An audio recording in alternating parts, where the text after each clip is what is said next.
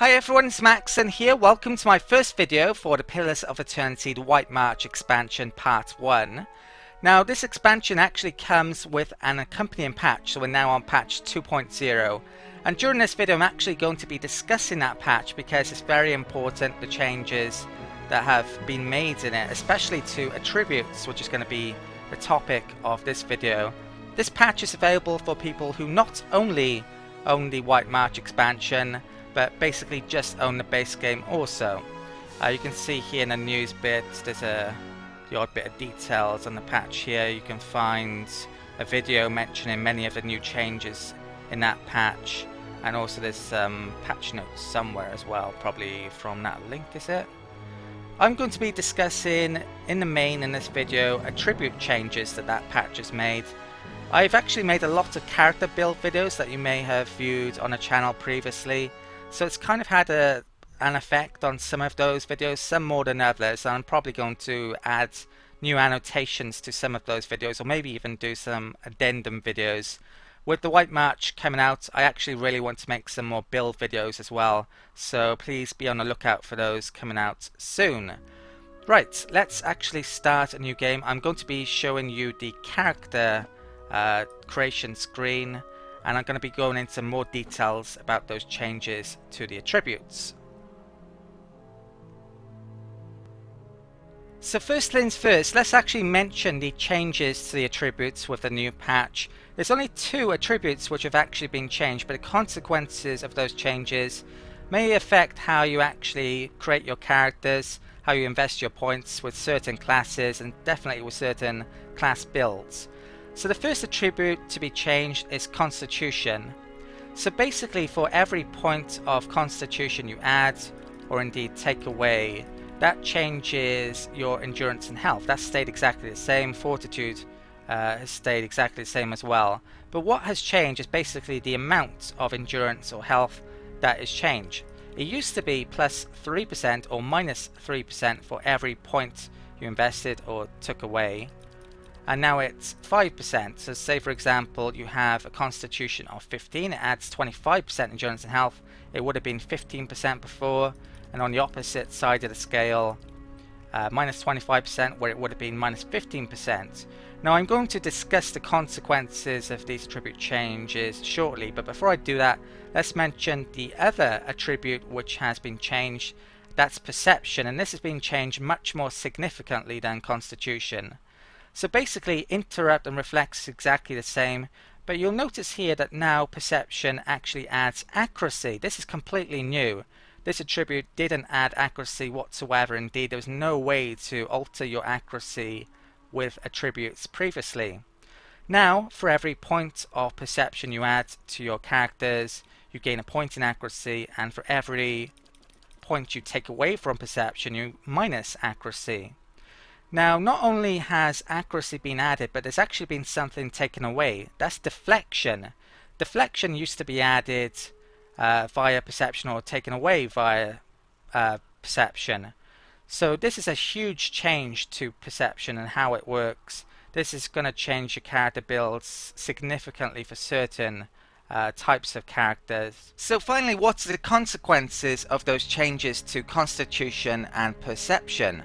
Well, overall I would say the whole attribute system now is much more evenly balanced than it used to be. For every point you invest or take away, you get much more value for each and every point, especially in Constitution and Perception. So it's much harder now to min-max successfully without creating glaring weaknesses in one area or another. That doesn't mean that I wouldn't recommend min-maxing still, but you just have to be a bit more careful about it. And indeed you can see here that I've actually min-maxed this character. But whereas I might have minimized Constitution previously, I'm no longer so inclined to do so because the amounts are so detrimental. Minus 35% for completely minimizing Constitution is quite a large amount. Even though characters like the Wizard, the Priest and the Cypher have recently had health or endurance, or indeed both, boosts in previous patches, lowering Constitution to this low amount could be a bit too risky, even for very damage dealing focus classes like this conventional wizard I have created here. Now also Perception has a lack of deflection it means that any positive amount of perception which would have given you deflection no longer do so. So you're also losing out on that kind of defense as well. This wouldn't stop me from nerfing resolve in many cases where I'm creating a very damage dealing character. I still recommend that you very much focus your characters on specializing in one area or another, damage dealers or damage avoiders like frontline builds. I would say that the actual frontline builds have probably been affected more so by the recent changes to Constitution and Perception than the damage dealers, but I've decided to show off the damage dealer first, and I'll show the frontliners shortly. So that's about Constitution covered, I'd say. So Perception, of course, now adds accuracy. So this is a very, very valuable attribute, or stat I should say, for damage dealers, and you definitely may want to consider investing in Perception to basically not only hit your opponents more often, but actually do more damage. The more accurate you are, of course, the more likely you are to do crits or hits rather than missing entirely or just small grazes.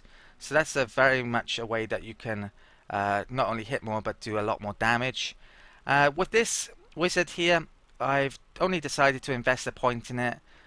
Might and dexterity is still more often than not going to be the key stats you need for damage dealing, and with a wizard you really have to invest in intellect to get the area of effect and duration. That's really what they do best, killing mobs and have large area of effect attacks.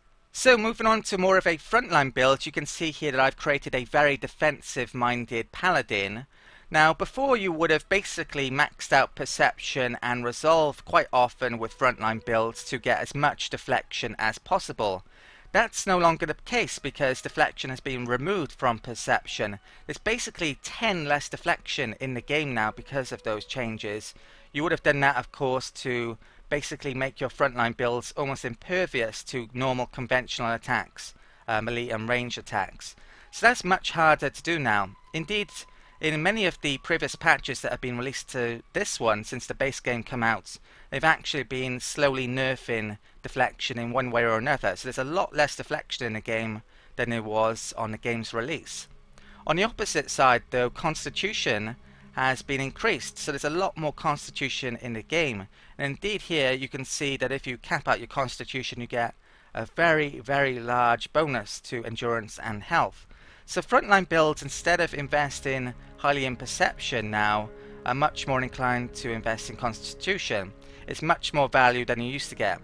Previously, often I wouldn't actually invest in Constitution all that much with frontline builds because the percentage was so little that you actually gain from it. But you really have to invest in Constitution now if you expect to keep your frontline builds alive for very long. There's just not enough deflection in the game, even if you use shields and cautious attack and various other ways of getting deflection. The accuracy changes from Perception do have an effect on frontline builds as well. You can see here that I've completely nerfed Perception. Now this means that this character is going to have a large accuracy penalty. To be honest, nerfing Perception in any way below 10 now is a bit risky. If you do that, you're really going to be creating characters that aren't going to be able to hit opponents too often in many scenarios. So if you're playing on Path of the Damned, that could have quite large consequences.